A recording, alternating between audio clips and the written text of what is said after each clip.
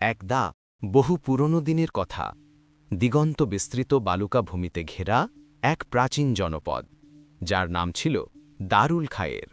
এই জনপদের প্রতিটা বালুকণায় লুকিয়েছিল জীবনের হাসি কান্না, বিশ্বাস আর বিশ্বাসঘাতকতার অসংখ্য উপাখ্যান।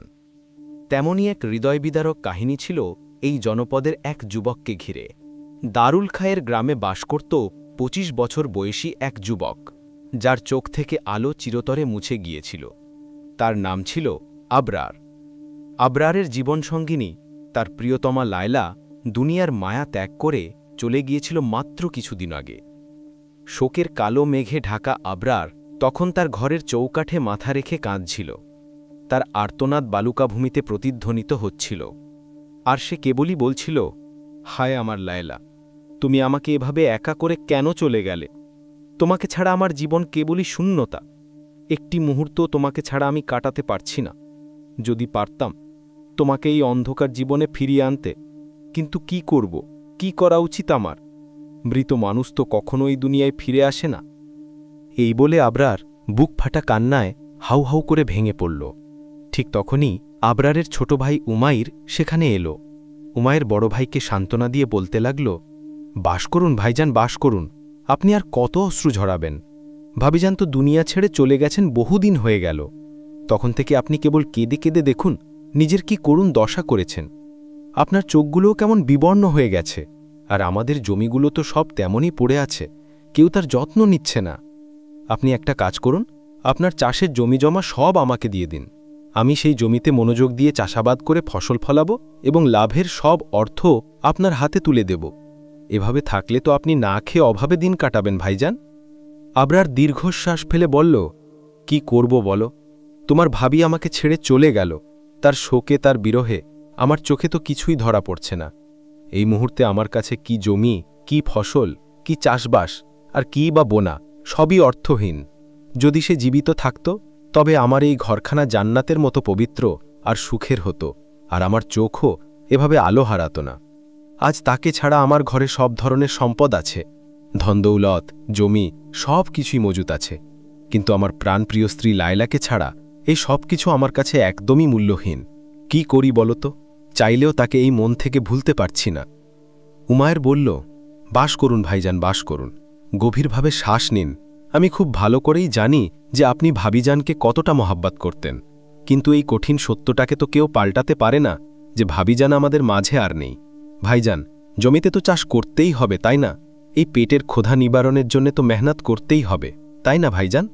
আবরার সম্মতি জানিয়ে বলল, হ্যাঁ, তুমি একদম ঠিক কথা বলছো। আজকের এই স্বার্থপর যুগে কে আর নিজের ভাইয়ের ভালো মন্দ নিয়ে এত চিন্তাভাবনা করে? ঠিক আছে, তুমি আজ থেকে আমার সব জমিতে চাষাবাদ করো। তোমার সততার ওপর আমার পূর্ণ ভরসা আছে।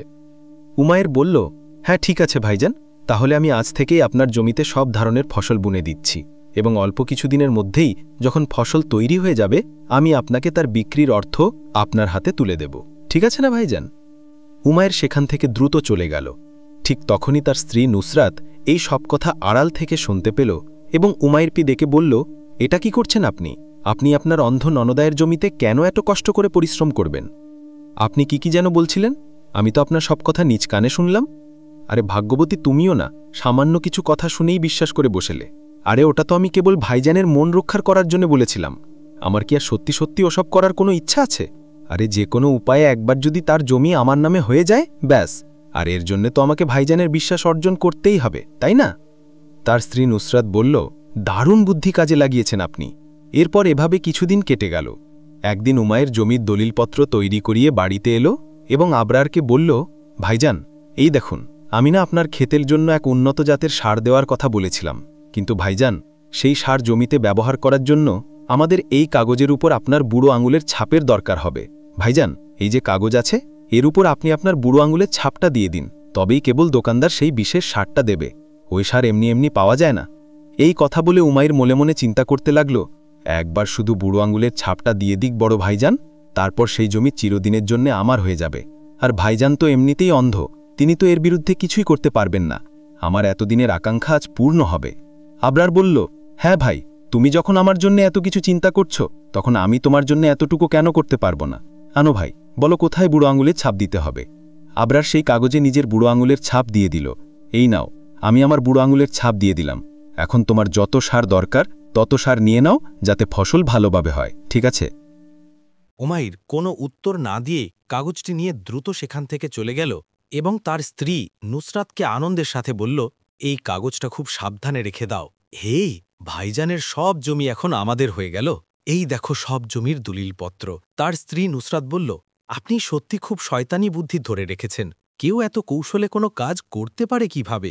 কোনো রকম ঝামেলা ছাড়াই আপনি এত বিশাল জমি নিজের নামে করে নিলেন। এটা তো খুবই আনন্দের সংবাদ। এখন আপনি সারা গ্রামে মিষ্টি বিতরণ করে দিন, কারণ এখন তো আমরা অনেক ধনী হয়ে গেছি। উমাইর বলল, তুমি একদম ঠিক কথা বলছ। আমি আজই সারা গ্রামে মিষ্টি বিতরণ করার ব্যবস্থা করছি। অবশেষে সবাই তো জানুক যে আমি এত ধনী হয়ে গেছি। এখন আমি পরিচিত হব ধনী উমাইর শেঠ নামে। উমাইর বাজারে গেল এবং সেখানে মিষ্টির দোকান থেকে প্রচুর মিষ্টি কিনল এবং সারা গ্রামে বিতরণ করতে শুরু করল। গ্রামের এক বিশাল গাছের নিচে কয়েকজন লোক বসেছিল। উমাইর সেখানে পৌঁছাল এবং মিষ্টি বিতরণ করতে লাগল। তাদের মধ্যে একজন লোক জিজ্ঞেস করল, আরে ভাই উমাইর, আজ কিসের এত বড় খুশি যে তুমি সারা গ্রাম জুড়ে মিষ্টি বিতরণ করছ? কেন ভাই, কোথাও তুমি বাবা হতে চলেছ নাকি? হ্যাঁ ভাই, মনে হচ্ছে বাবা হতে যাচ্ছে, সেই আনন্দের জন্যই সারা গ্রামে মিষ্টি বিতরণ করছে। উমাইর বলল, আরে না ভাইজানেরা, আপনারা এসব কি নিয়ে কথা বলছেন? আমি কোনো বাবা হতে যাচ্ছি না, বরং আমি এখন অনেক ধনী হয়ে গেছি। ভাইজানের সব জমি এখন আমার মালিকানায় চলে এসেছে, আর আমি হয়ে গেছি এই গ্রামের সবচেয়ে ধনী লোক। তখন আরেকজন লোক জিজ্ঞেস করল, আরে ভাই, তুমি কি বলছো এসব? ওটা তো তোমার নিজের ভাইয়ের জমি ছিল, তাহলে সেটা তোমার হতে পারে কিভাবে? উমাইর বলল, আসলে কি জানো, ভাইজান সেই জমি স্বেচ্ছায় আমাকে দিয়ে দিয়েছেন, তাই এখন আমি হয়ে গেছি সেই জমির একমাত্র মালিক। কিসের মালিক? আরে খান খান, আরও একটা মিষ্টি নিন নিন। উমাইর সারা গ্রামে মিষ্টি বিতরণ করে দ্রুত সেখান থেকে চলে গেল। সেখানে বসে থাকা সব লোক নিজেদের মধ্যে বলাবলি করতে লাগল, এমন অদ্ভুত ঘটনা ঘটতে পারে কিভাবে? আরে, মানছি যে সে অন্ধ, কিন্তু কেউ নিজের পুরো জমিজমা কিভাবে দিয়ে দিতে পারে, তাও আবার নিজের ছোট ভাইকে? হ্যাঁ, কিন্তু আমার কাছে এতে অবশ্যই কোনো অসঙ্গতি মনে হচ্ছে। মানে ডালে অবশ্যই কিছু কালো আছে। চলো, আবরারকে এই কথাটা জানানো উচিত। হ্যাঁ, তুমি তো একদম সঠিক বলছ। চলো যাই। তারা আবরারের কাছে পৌঁছাল এবং বলল, আরে আবরার, ভাই, তুমি এখানে একা বসে আছো, আর তোমার ভাই উমাইর সারা গ্রাম জুড়ে মিষ্টি বিতরণ করছে? আবরার বলল, আপনারা এসব কি বলছেন? ও কেন মিষ্টি বিতরণ করছে সারা গ্রামে? আরে ভাই, তুমি নাকি তোমার জমি তোমার ছোট ভাইয়ের নামে করে দিয়েছ, এই খুশিতেই সে মিষ্টি বিতরণ করছে। আবরার অবাক হয়ে বলল, আরে আপনারা এসব কি কথা বলছেন? না না, আমি আমার জমি শুধুমাত্র চাষ করার জন্য তাকে দিয়েছি, এমনটা হতে পারে কিভাবে? আরে সে তো সারা গ্রামে ঢোল পিটিয়ে বেড়াচ্ছে যে তুমি তোমার জমি তার নামে করে দিয়েছ। এখন তো তুমি কোথাও কারি রইলে না। এক তো তুমি অন্ধ, তার উপর যা জমি ছিল সেটাও চলে গেল। জানি না তোমার বাকি জীবন এবার কিভাবে কাটবে। হ্যাঁ হ্যাঁ, একদম ঠিক বলেছ ভাই। আরে আজকাল কেউ নিজের রক্তের সম্পর্কের ভাইকেও বিশ্বাস করতে পারে না। কেউ নিজের ভাইয়ের সাথে এমনটা করতে পারে নাকি, তাও আবার বড় ভাইয়ের সাথে? চলো ভাই আবরার, এবার খুব সতর্ক থেকো। সামনের জীবনটা তোমার জন্য অনেক কঠিন, তাই না? চলো ভাই, চলো চলো। তারপর সেই লোকগুলো আবরারকে সান্ত্বনা দিয়ে সেখান থেকে চলে গেল। সেই লোকগুলো চলে যাবার পর আবরার কাঁদতে কাঁদতে বলল, ইয়া আল্লাহ, আমার রক্তের ভাই আমার সাথে এমন কাজ করল, আমার সব জমি চলে গেল। ওমাইর, তুমি এটা ঠিক করলে না। আমি কত রক্ত আর ঘাম ঢেলে আমার সব জমি কিনেছিলাম, আর সে এক মুহূর্তে আমার কাছ থেকে কেড়ে নিল। এ কি হয়ে গেল, এ কি হয়ে গেল? এই কথা তার প্রতিবেশী ফারুক শুনতে পেল। ও হো হো, এর সৎ ভাই একে ঠকাল, আর এর সব জমি নিজের নামে করে নিল। তো কেন না আমিও একে ঠকাই। এর স্ত্রীর গয়নাগুলো তো খুব দামি, গয়না তো বাড়ির ভেতরেই থাকবে। একটা কাজ করি, আমি আজ গভীর রাত হলেই এর বাড়ি থেকে সেই সব গয়না চুরি করে নেব, কেউ জানতেও পারবে না, আর তারপর আমিও ধনী হয়ে যাব। হ্যাঁ, এটাই সবচেয়ে ভালো হবে। ফারুক মনে মনেই পরিকল্পনা করে মধ্যরাতে গোপনে আবরারের বাড়িতে ঢুকল। আবরার তখন ঘরের ভেতরে ঘুমাচ্ছিল। মনে হচ্ছে আবরার গভীর ঘুমে আছে, আর এমনিতেও জেগে থেকে সে কী বা করতে পারবে? সে তো অন্ধ, দেখতে তো পায় না, আমাকে চিনবে কিভাবে? ফারুক এগিয়ে গিয়ে আলমারি খুলল এবং সব গয়না নিয়ে সেখান থেকে দ্রুত চলে গেল। সকাল হল। আবরার ভাবল, আমার সব জমি তো চলেই গেল, আর ঘরের নিত্য প্রয়োজনীয় জিনিসপত্র বোধহয় শেষ হয়ে আসবে। একটা কাজ করি, এখন লাইলার গয়নাগুলো বন্ধক রেখে কিছু টাকা নিয়ে আসি, যাতে কিছুদিন সেই টাকা দিয়ে জীবন ধারণ করতে পারি। আবরার ধীরে ধীরে আলমারি হাতড়ে দেখল, আরে এ কি, আমার আলমারিতে গয়না রাখা ছিল, এখন একটাও নেই। ইয়া আল্লাহ, এ কি হয়ে গেল? মনে হচ্ছে গত রাতে কেউ আমার বাড়িতে চুরি করে সব নিয়ে গেছে। এ কি হয়ে গেল? আবরার বুক চাপড়ে হাউ হাউ করে কাঁদতে শুরু করল। ঠিক তখনই গ্রামের কিছু লোক সেখানে এলো এবং বলল, আরে আবরার, কি হয়েছে ভাই? এখন তুমি কাঁদছো কেন? কি কথা? আবরার বলল, আরে ভাইজানেরা, কেউ আমার বাড়িতে চুরি করেছে, আমার স্ত্রীর সব গয়না চুরি করে নিয়ে গেছে। আরে, এমনিতেও তুমি গয়না দিয়ে কি করতে? তুমি তো অন্ধ। তোমার নিজের ভাই তোমাকে ঠকালো, তো চোরও মনে করল চলো তোমার গয়নাগুলো চুরি করে নি। হ্যাঁ, একদম ঠিকই বলেছে। অন্ধ মানুষের কি আর কোনো জীবন থাকে নাকি? আবরার বলল, আল্লাহ বলেন যে যে অন্ধ হয় তার মনের চোখ থাকে। তাহলে তুমি তোমার ভাইয়ের চালাকি থেকে কেন রক্ষা পেলে না? তুমি মনের চোখ দিয়ে দেখে নিতে পারতে। হ্যাঁ, আর তো হারো। এখন তুমি একজন চোরকে ধরবে কি করে? কারণ তুমি মনের চোখ দিয়েও তো দেখতে পাও না। হ্যাঁ ভাই, নিশ্চয়ই তুমি খুব বড় কোনো অন্যায় করেছ, তাই তো সেই অন্যায়ের এই কঠিন ফল পাচ্ছ। একদিকে তুমি অন্ধ, তার উপর তোমার আর কিছুই বাঁচল না, সব লুট হয়ে গেল। চলো ভাই, এখন তো জমি গেল, গয়নাও গেল, আর স্ত্রী তো আগেই চলে গেছে, এখন কান্না ছাড়া আর কি বাকি আছে? সবাই তার দুঃখ নিয়ে হাসি তামাশা করে সেখান থেকে চলে গেল। এই সব ঘটনা দূর থেকে একজন সর্দার বা মরাল দেখছিল। সে বলল, এ তো অন্ধ, আর এর জমি এর ভাই হাফিস করে দিল, এবং এর স্ত্রীর সব গয়নাও চুরি হয়ে গেল। এখন তো এর কাছে এই ঘরটাই বেঁচে আছে, কেননা আমি এই বাড়িটাও নিজের নামে করে নিই। এমনিতেও এই বাড়িটাও কেউ না কেউ তো দখল করেই নেবে, তো আমিই এই বাড়িটা দখল করে নিই, কেউ জানতেও পারবে না, আর তারপর আমি হয়ে যাব এই বাড়ির মালিক। হ্যাঁ, সর্দার আবরারের কাছে গেল এবং বলল, আরে বাবা, তুমি কাঁদছ কেন? আবরার বলল, আপনি কে? কে আপনি? আরে শান্ত হও, শান্ত হও, আমি এই গ্রামের সর্দার। আরে দেখো ভাই, আমি জানতে পারলাম যে তোমার ভাই তোমার সব জমি দখল করে নিয়েছে, আর চোর তোমার স্ত্রীর সব গয়না চুরি করে নিয়ে চলে গেছে। এই জন্যে আমার তোমার জন্যে খুব উদ্বেগ হচ্ছে। তোমার কাছে এখন এই বাড়িটাই বেঁচে আছে। আমার মনে হয় যে এইটার উপরেও কারুর খারাপ নজর পড়তে পারে। আমি তো বলি যে এই বাড়িটা তুমি আমার নামে করে দাও, তাহলে এই বাড়ির নিরাপত্তা নিশ্চিত হতে পারে।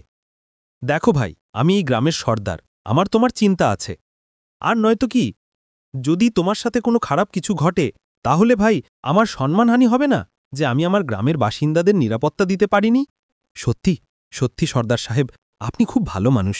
বটেই তো, এই জন্যই চলো আবরার, তাড়াতাড়ি যাও আর তোমার এই বাড়ির জমির কাগজপত্র নিয়ে এসো, আর তাতে বুড়ো আঙুলের ছাপ দিয়ে দাও, যাতে কেউ তোমার কাছ থেকে এই বাড়িটা ছিনিয়ে নিতে না পারে, বুঝেছ? হ্যাঁ হ্যাঁ, ঠিক আছে, এখন আপনার ওপরই আমার সব ভরসা। আমি আমার ভাইয়ের ওপর ভরসা করেছিলাম, তো সে আমাকে ধোঁকা দিল, আর আমার আপনার ওপর পূর্ণ আস্থা আছে সর্দার সাহেব। ভেতরে আলমারিতে কাগজ আছে, আপনি নিয়ে আসুন, আমি বুড়ো আঙুলের ছাপ দিয়ে দিচ্ছি। সর্দার কাগজ নিয়ে এলো। হ্যাঁ, তুমি এটা খুবই ভালো কাজ করলে। এখন দেখো, তোমার বাড়ি তোমার কাছ থেকে কেউ ছিনিয়ে নিতে পারবে না। চলো এবার তাড়াতাড়ি এর ওপর বুড়ো আঙুলের ছাপ দিয়ে দাও। হ্যাঁ হ্যাঁ জি, এক্ষুনি দিচ্ছি। সর্দার মনে মনে ভাবতে লাগল যে একবার শুধু এই কাগজটা পুরোপুরি আমার নামে করিয়ে নি, তারপর এই জমি চিরদিনের জন্য আমার হয়ে যাবে। সর্দার কাগজ নিজের নামে করিয়ে নিল। পরের দিন সকালে সর্দার আবরারের কাছে গেল এবং বলল, আবরার, আরে তুমি কি করছো? চলো বেরিয়ে যাও এই ঘর থেকে, এখন এই ঘরটা আমার, আমার, বুঝেছ? আরে বেরো এখান থেকে, বেরো। আবরার অবাক হয়ে বলল, আরে আপনি এসব কি বলছেন সর্দার সাহেব? গতকালই তো আপনি ওই কাগজপত্র নিজের কাছে সাবধানে রাখতে বলেছিলেন, যাতে কেউ এই ঘর আমার থেকে না ছিনিয়ে নেয়, আর আপনিও আমার সাথে বিশ্বাসঘাতকতা করলেন। সর্দার বলল, আবরার, এই ফালতু কথা বলো না। যখন তোমার নিজের ভাই তোমার হলো না, তখন আমি নিজের ভালো কেন না ভাবব? চুপচাপ এখান থেকে বেরিয়ে যাও আমার ঘর থেকে, আর ভবিষ্যতে কখনো এই ঘরে আসার সাহস করো না। আরে চলো বেরো এখান থেকে, বেরো। আমি কোথায় যাব? আমি তো অন্ধ, আমি তো ঠিকমতো দেখতেও পারি না। আমি ভিক্ষুক হয়ে যাব। আল্লাহর জন্য আমার উপর একটু করুণা করুন সর্দার সাহেব, আমার কাছে কিছুই অবশিষ্ট নেই, কিছুই নেই। আমার তোমার ওপর দয়া আসে না, চুপচাপ এখান থেকে বেরিয়ে যাও। এখন এই ঘর আমার নামে আছে, আর আমার কাছে এই ঘরের কাগজপত্র আছে, বুঝেছ? আরে তুমি বেরো এখান থেকে, বেরো। সর্দার আবরারকে বাইরে বের করে দিল এবং দরজায় তালা মেরে দিল। আবরার কাঁদতে কাঁদতে বলল, এ কি হয়ে গেল? আমি লুট হয়ে গেলাম, আমি বরবাদ হয়ে গেলাম, আমার জমি চলে গেল, গয়না চলে গেল, আমার স্ত্রী আমাকে ছেড়ে দিল, যে একটা ঘর বেঁচে ছিল সেটাও সর্দার আমার কাছ থেকে কেড়ে নিল। এখন কি করব, কোথায় যাব? গ্রামের লোকেরা আবরারের কান্নার আওয়াজ শুনে কাছে এলো। দেখো দেখো ভাই, আল্লাহ ওর চোখ কেড়ে নিল তো কি, ওর বুদ্ধিও কি কেড়ে নিল নাকি? আরে ভাই, এতটুকুও বুদ্ধি খাটালো না যে ওই সর্দার খুব চালাক লোক, যে নিজের ভাইয়ের হলো না সে তোমার কিভাবে হবে? আরে কিন্তু সে বলেছিল যে যদি ঘর তার নামে থাকে তবে কেউ আমার কাছ থেকে ছিনিয়ে নিতে পারবে না। এখন অন্ধ মানুষ কিভাবে নিজের ঘরের নিরাপত্তা করত? এই জন্যই আমি তার নামে করেছিলাম। সত্যি বলছি, তোমার চেয়ে বড় বোকা আমি এই দুনিয়ায় দেখিনি। আরে তুমি অন্ধ আর তার ওপর নির্বোধ। এখন যাও, ভিক্ষুকের জীবন কাটাও। একবার ঠোকর খেলে জ্ঞান আসে, কিন্তু তুমি দুবার ঠোকর খাওয়ার পরেও শিখলে না। একবার ভাই ঠকালো, আবার চোর ঠকালো, আর এখন সর্দারও ঠকিয়ে গেল। ছি ছি, কি তোমার জীবন! এখন কি তুমি জীবন কাটাবে? আমি তো বলি যে এরকম জীবন আল্লাহ যেন কোনো শত্রুকেও না দেন। নিজের স্ত্রী হারালো, চোখ চলে গেল, ভাই ঠকালো, সব গয়না চুরি হয়ে গেল, আর ঘরও কেড়ে নেওয়া হলো। এত ভালো একজন মানুষ দেখো আজ ভিক্ষুক হয়ে গেল। সবাই এই কথাগুলো বলে সেখান থেকে চলে গেল। ওদিকে উমায়ের তার স্ত্রীকে বলল, আজ নিজের জমিতে মন দিয়ে চাষ করব, দেখবে আমরা খুব তাড়াতাড়ি ক্ষেত থেকে ফসল তুলে অনেক ধনী হয়ে যাব। এখন তো আমাদের কাছে অনেক জমি আছে, তাই না? হ্যাঁ জি, কেন নয়? আপনার বুদ্ধি তো সত্যি সত্যি চমৎকার কাজ করল। উমায়ের ক্ষেতের দিকে চলে গেল। ঠিক তখনই হারুন নামের এক লোক তার ক্ষেতের মধ্যে চলে এলো। সে উমায়েরকে বলল, আরে ও ভাই, তুমি আমার ক্ষেতের ভেতরে কি করছো? চলো চলো চলো, বেরিয়ে যাও আমার ক্ষেত থেকে, আরে বেরো আমার ক্ষেত থেকে। উমায়ের বলল, আপনি এসব কি বলছেন? এটা তো আমার ক্ষেত, আর এটা আমার ভাইজানের ছিল, আমি তার কাছ থেকে নিয়েছি, তো এখন এখান থেকে আমি কেন বেরিয়ে যাব? এটা আমার ক্ষেত। হারুন বলল, তোমার নয়, আমার। আমি অনেক আগেই ক্ষেত কিনে নিয়েছিলাম, এই সব কিছু আমার আমার। আর হ্যাঁ, তোমাদের যে জমি ছিল সেটাও এখন আমার। তোমার দুই ভাইয়ের জমি এখন আমার নামে করে দেওয়া হয়েছে, বুঝেছ? আরে আরে আরে আরে এমনটা কিভাবে হতে পারে? এটা তো আমাদের জমি ছিল, তাহলে অন্য কারোর নামে কিভাবে হয়ে গেল? এটা কেমন খেলা? কে করল এই কাজ? মিথ্যে বলছো নাকি? শোনো, ঘটনাটা হলো যে তোমার না বেশি কিছু বোঝার দরকার নেই। এই দেখো, এইগুলো আছে আমার কাছে এই জমির আসল দলিল, আর এগুলোতে তোমার আর তোমার ভাইয়ের জমি আমার নামে করে দেওয়া হয়েছে। চোখ বড় বড় করে পড়ে নাও এটা। আরে এই কাগজ, এমনটা হতে পারে না। ইয়াল্লাহ, আমি তো ধনী থেকে এক মুহূর্তে ভিক্ষুক হয়ে গেলাম। এ কি হয়ে গেল? এটা কে করল? কে এমন করতে পারে যে আমাদের দুই ভাইয়ের জমি তোমার নামে করে দেবে? হ্যাঁ, কে এমন করে দিল? হারুন বলল, একটা কথা বলি, কে করল, কিভাবে করল, এখন এই সব কিছু তুমি খুঁজে বের করো, কারণ তোমার কাছে তো আর জমি জমা কিছু নেই। তো এমনটা হলো যে তুমি এই কাজটাই করো, আর আমার সময় নষ্ট করো না। আমি চললাম চাষাবাদ করতে, বুঝেছ? আর ভবিষ্যতে আমার ক্ষেতের আশেপাশেও নজর দিও না। আরে বেরো এখান থেকে, চলো যাও। হারুন উমায়েরকে ক্ষেত থেকে বের করে দিল। উমায়ের খুব চিন্তিত হয়ে বাড়ি ফিরল। তার স্ত্রী নুসরাত দেখে বলল, কি হলো দো? আপনাকে বিষণ্ণ দেখাচ্ছে। আরে কি বলবো তোমাকে, আমি তো চাষ করতে গিয়েছিলাম, কিন্তু সেখানে একটা লোক এলো, আর সে আমাকে ক্ষেত থেকে ধাক্কা মেরে বের করে দিল। সে বলছে যে দুটো ক্ষেতই এখন তার নামে, আর সে কাগজপত্র দেখালো। আমরা তো সর্বনাশ হয়ে গেলাম। উমায়ের কিছুতেই বুঝতে পারছিল না যে এসব কিভাবে হয়ে গেল। না না, এমনটা হতে পারে না। ওই জমি তো ভাইজান আর আমাদের ছিল, তাহলে অন্য কারো নামে কিভাবে হতে পারে? ভাইজান তো অন্ধ, তিনি এমনটা করতে পারেন না। তাহলে এটা কার ষড়যন্ত্র? বটেই তো, আমারও মাথায় ঢুকছে না। তবে এটা তো সত্যি যে এখন আমরা বরবাদ হয়ে গেছি। এখন আমরা করি তো করি কি, কিচ্ছু করতে পারছি না। উমাইর হাউ হাউ করে কাঁদতে শুরু করল। এই কথা ফারুক শুনতে পেল এবং বলল, আরে এটা কিভাবে হতে পারে? হঠাৎ করে দুভাইয়ের জমি কিভাবে অন্য কারো নামে হয়ে গেল? আমারও গিয়ে গয়নাগুলো দেখা উচিত। যে গয়নাগুলো আমি তার স্ত্রীর চুরি করেছিলাম সেগুলো আমার কাছে আছে কি নেই। ফারুক তাড়াতাড়ি নিজের কাছে রাখা গয়নাগুলো দেখতে গেল। সে আলমারি খুলল তো তাতে গয়না ছিল না। সে বলল, আরে এ কি হয়ে গেল? সব গয়না কোথায় চলে গেল? আরে রে, আমার গয়নাও চলে গেল। আমি তো লুট হয়ে গেলাম, আমি তো পুরোপুরি বরবাদ হয়ে গেলাম। এখন আমি কোথায় যাব? এমনটা হতে পারে কিভাবে? কেউ জানতে পারল কিভাবে যে আমি আবরারের গয়না চুরি করেছি? হ্যাঁ, আর মনে হচ্ছে সেই সব গয়না চুরি করে নিয়ে গেছে, যে এই দুভাইয়ের জমি দখল করে নিল। ইয়া আল্লাহ, এটা কি হয়ে গেল? অনেক কষ্টে ধনী হয়েছিলাম, আবার গরিব হয়ে গেলাম। ফারুক হাউ হাউ করে কাঁদতে শুরু করল। ওদিকে হারুন সর্দারের ঘরের দিকে গেল এবং সর্দারকে বলল, তুমি চুপচাপ এই ঘর থেকে বাইরে বেরিয়ে যাও, এখন এই ঘরটা আমার। সর্দার বলল, এসব কি বাজে কথা বলছো? এই জমি, এই ঘর আমার, আর তুমি আমাকে আমার ঘর থেকে কিভাবে বের করতে পারো?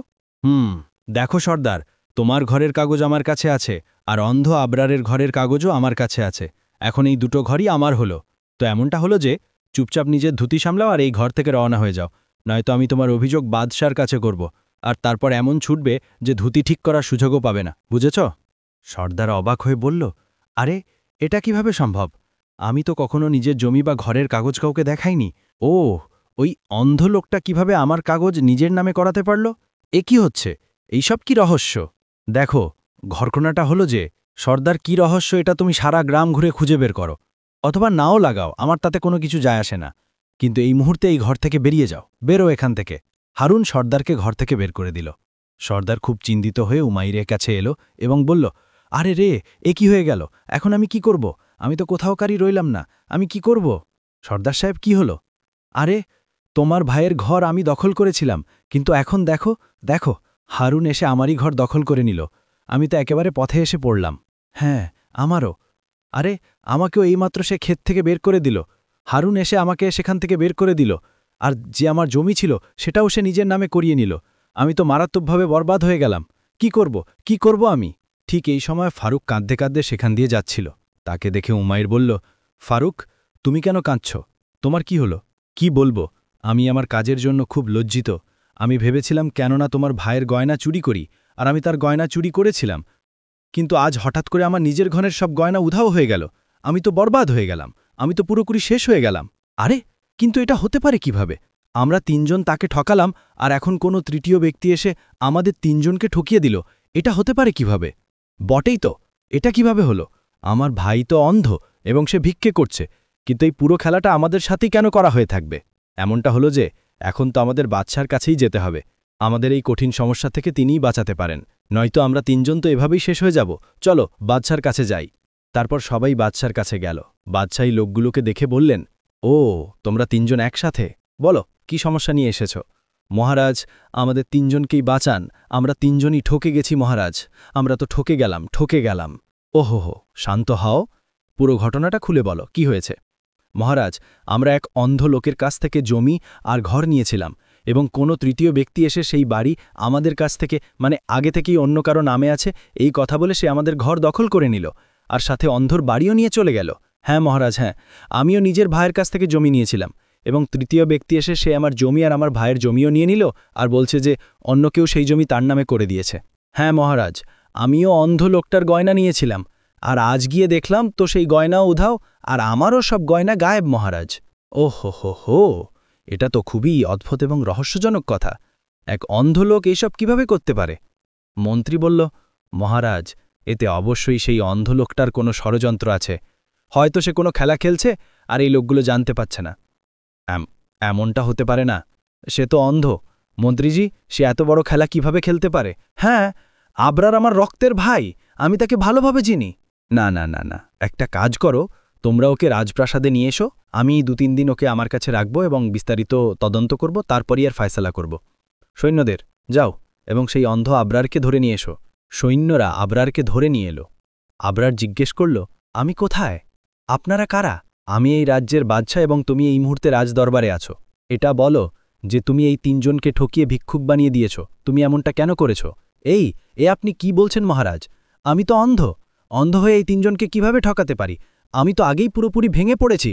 এখন আমার সাথে এমনটা করবেন না মহারাজ, একটু তো দয়া করুন। আমি অন্ধ, আল্লাহর দোহাই আমার উপর অবিচার করবেন না। এই লোকগুলো আগেই আমার উপর অনেক জুলুম করেছে, আমি আর সহ্য করতে পারছি না। আচ্ছা, ঠিক আছে, শান্ত হও। আমি তোমাকে কিছুদিনের জন্য সময় দিচ্ছি, কিন্তু তোমাকে আমার সাথে রাজপ্রাসাদেই থাকতে হবে। হ্যাঁ, ঠিক আছে মহারাজ, আমি থাকার জন্য প্রস্তুত। 2-3 দিন কাটল।